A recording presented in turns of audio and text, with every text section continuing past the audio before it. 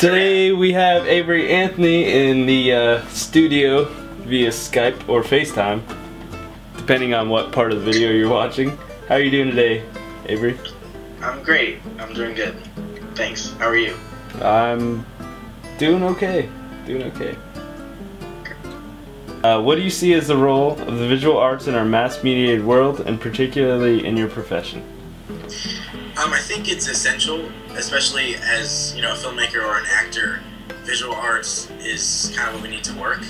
I also think in the world itself, it's kind of, we rely on it in a sense. People use movies to escape, from their troubles, or people document their lives with photography. People draw, to kind of express themselves. With new communications and media technologies, imagery is almost instantly available. Do you believe that this is having a positive or negative influence on the industry? I think it's both, to be honest with you. Because if you, not even just looking at it as imagery, like, let's use music for an example. You can instantly download your favorite songs from, iTunes to the palm of your hand. So that's a really good advantage. The disadvantage, or the negative side, is that sometimes you can illegally download, movies or music or anything with like torrents and stuff. So that it's a positive and a negative to it. Definitely. What popular images do you see that are frequently rechanneled throughout the entertainment industry?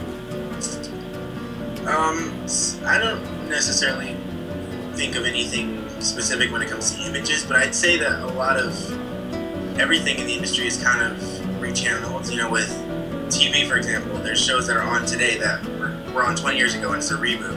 Movies, they're having sequels like 10, 15 years later, or they're constantly remaking films. I think a lot of the industry right now is rechanneling or recycling things from the past. Are there particular images that this industry has popularized and or created? I don't know. I wouldn't say necessarily images. Maybe that none come to my mind, at least. I say that they definitely popularized people. If you think about it, like movies, for example, it's a blockbuster movie with an unknown lead.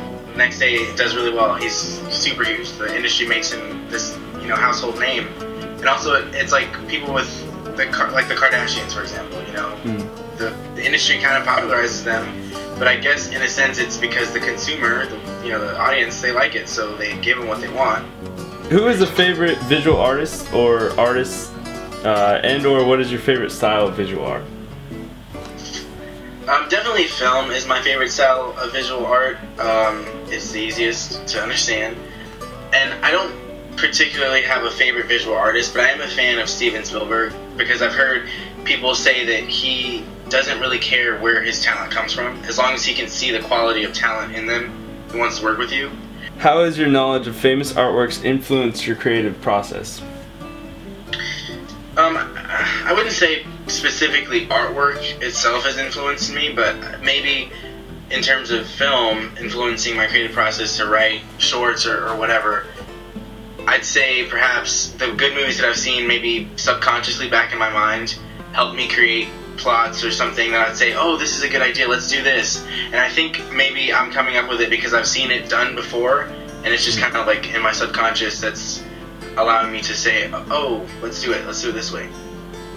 Thanks for coming, Avery. It's been good having you. Yeah, okay, yeah, no problem. Shake your hand, yeah. Bye. Alright, thanks. Question: who's your favorite visual artist or artists, and or what is your favorite style of visual art?